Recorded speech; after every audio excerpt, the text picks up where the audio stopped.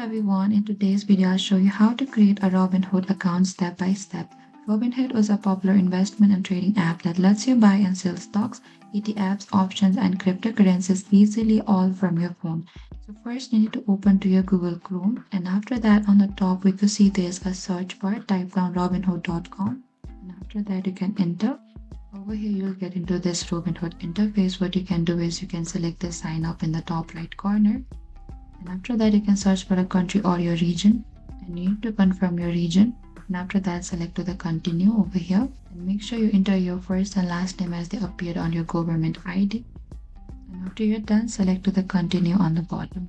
And over here you are also required to verify your identity. Type down your US phone number, your residential area, your apartment, your city, state or the zip code, and you can select to the continue. You are required to keep on doing the process in order to sign up to your Robinhood account. Thank you for watching this video. I hope I could help you. Do not forget to like, subscribe, and please comment down below if you have any trouble in signing up to your account.